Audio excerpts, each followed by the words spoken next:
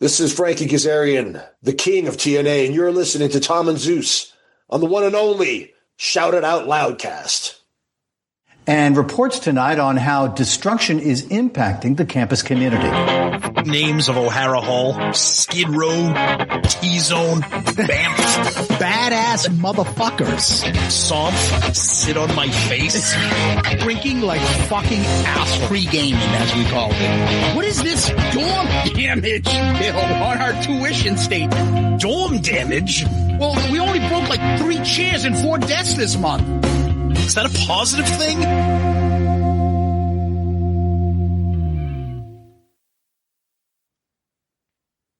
Bam!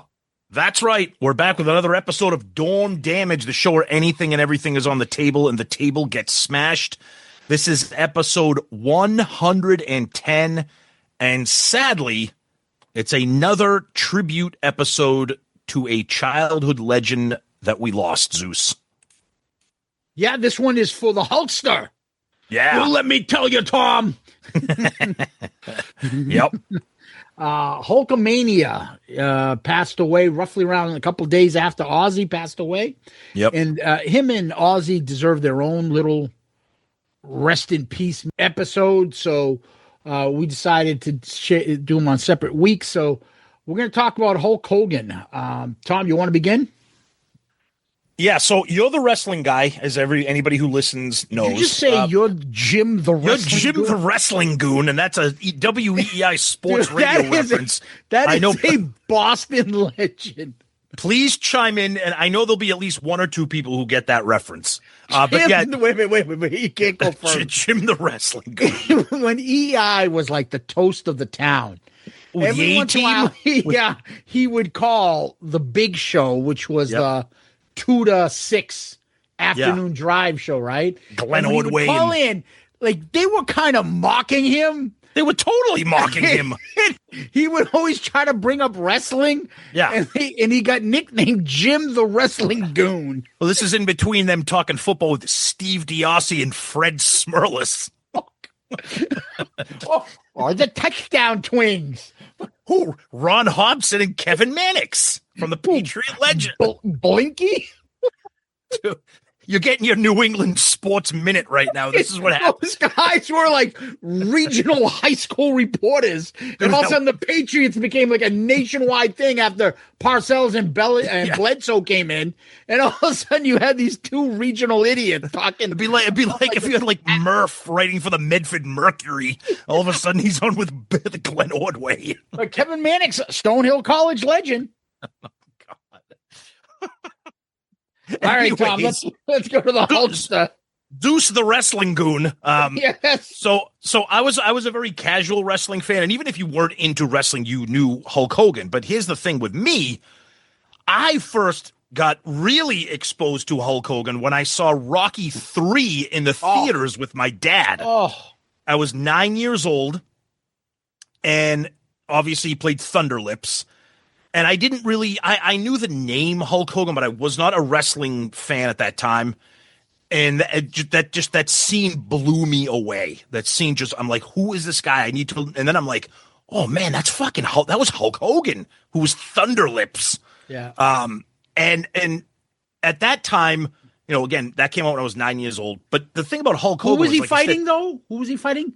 The Ultimate what? Oh, the Ultimate Meatball. I just remember that line. Yeah. I love that scene where he comes down in the slow motion, like cripples Rocky Balboa. Like he'd be dead in real life. Yeah. It wasn't even a wrestling move. When Rocky was trying to be playful in the beginning. He's like, oh yeah, rrr, rrr. Yeah. Fucking amazing, great scene. But the thing with Hulk is like, it's funny because I didn't know that until like way later on. But Vince McMahon Sr. pretty much threw him out of the WWF because of his appearance in Rocky, because he's like, no. You dedicate your career to wrestling. And then because Rocky 3 became such a sensation, it becomes, Thunder Lips became a huge character, Vince McMahon Jr. was like, well, no, you can come back because now everybody knows who you are and you're this huge celebrity thanks to the Rocky movies. And then, of course, you got the the Hulk Hogan toys and the action figures and the wrestling play sets and everything. And he just became larger than life. It's just like we talked about with Ozzy. You don't have to be a wrestling fan. You don't have to know wrestling. Just like with Ozzy, you don't have to be a music fan. You don't have to be a metal fan. You know these people. They're larger than life pop culture characters that just they represent a time period. And Hulk Hogan for me represents that 80s childhood, that lifestyle of wrestling, of toys, of Rocky. And him passing away right on the heels of Ozzy was just an absolute gut punch. So 3 things I will say right off the bat, very Ozzy-like. Yeah. Ozzy does not become a success without Sharon. Sharon doesn't become a success without Ozzy. Yep. Hulk doesn't become Hulkamania without Vince McMahon. Vince McMahon does not become the fucking head and monstrous global empire of WWE without Hulk Hogan. That's right. Yep. Okay. Yeah.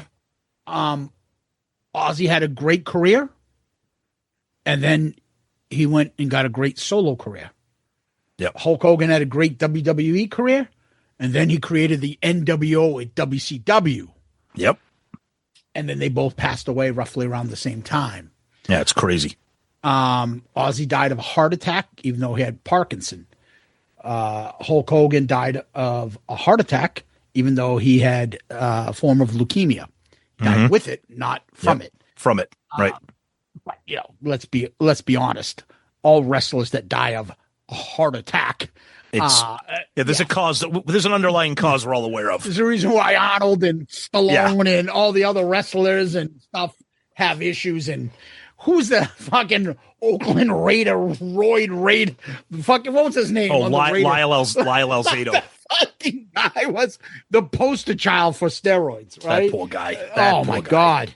Yeah. Yeah. So, but Hulk Hogan for me, I've said it before, was just something out of the way. He's my grandfather's favorite wrestler. Yep. And we watched him as a child, and I watched the joy that he gave my grandfather. And I remembered Rocky III and thinking, who the fuck is this? And then when he came in, I remember Bob Backlund losing to the Iron Sheik. And I was so upset. And then Hulk Hogan, I remember watching that. I think they did the replay on like Saturday morning wrestling, WWF, because we're in Boston. So that was our regional territory. Yeah. That was in between us watching the Duke of Dorchester. Yeah. And Creature double feature on WSBK. It was Saturday afternoons watching that's right. or mornings. Yep. And I remember him beating. And I just remember thinking, we never have a good guy be a big guy.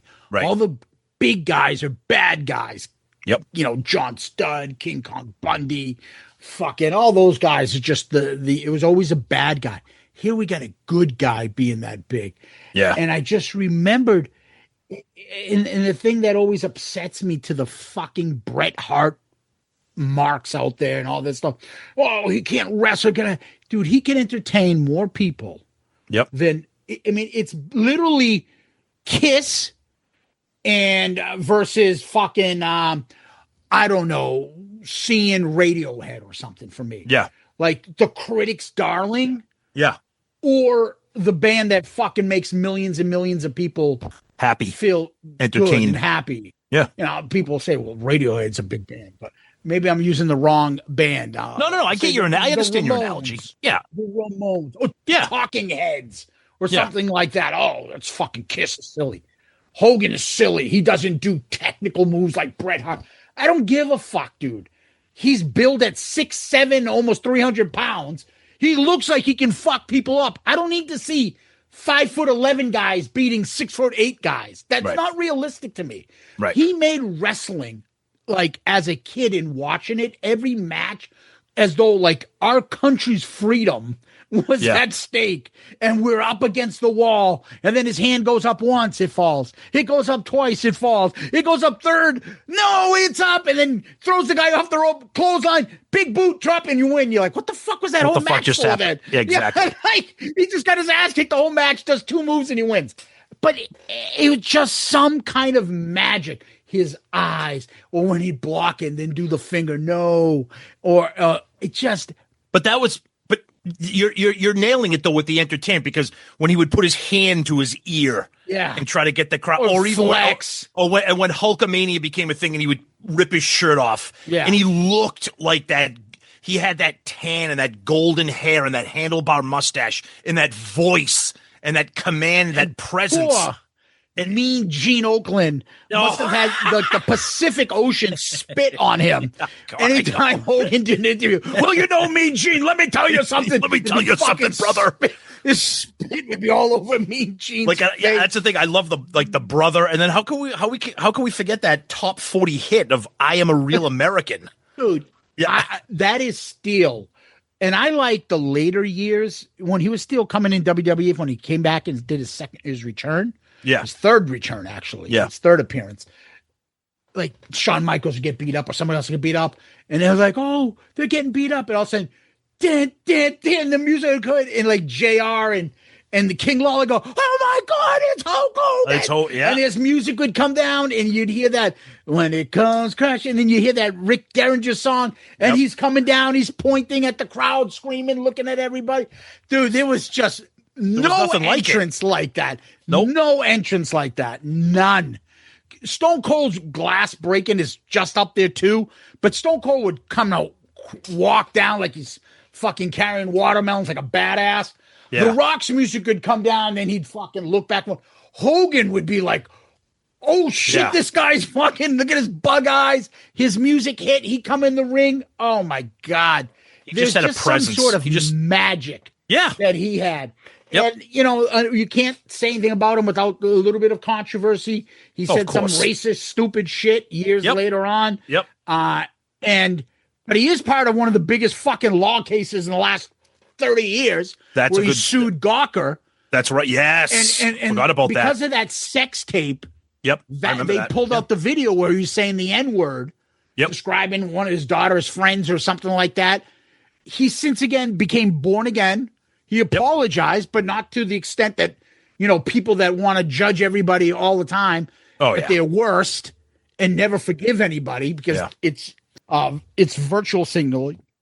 But he apologized.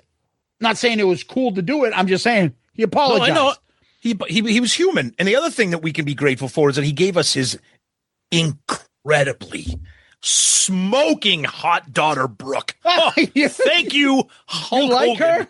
Oh, I can't get into it because she looks like him. Like I feel like she'd have a handlebar mustache. You just picture with a handlebar. Yeah. Let me tell you something, Georgie. Get over here and fuck me, baby. Let me tell you something, Tom, brother. I'm gonna fucking fuck you right now. And you're like, dude, am I gonna fuck you or are you gonna fuck me? Like, you know what? I'd let it see how it plays out. I'd take a shot. So, but. Yeah, I mean, he had his controversies, just like all those, except for Ozzy, really. All those reality shows never end up well. Most couples break up, have problems. Him and his wife broke up and had major problems. Yeah. But overall, you know, there was a lot of jealousy of Hogan because he was the top dog. Well, you know, it's funny. You bring up a good point about the controversy. And I feel like, at least for me, that when the controversy is happening in real time, that's all people think about with that person.